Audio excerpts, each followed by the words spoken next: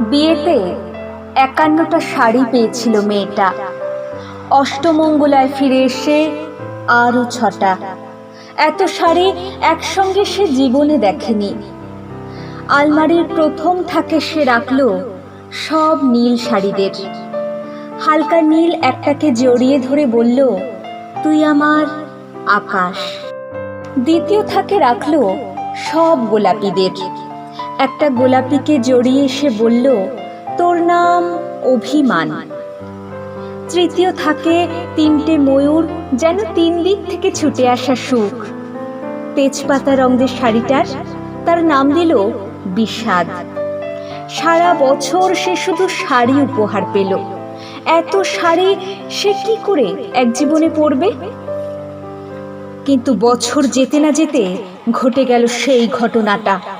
সন্ধ্যের মুখে মেয়েটি বেরিয়ে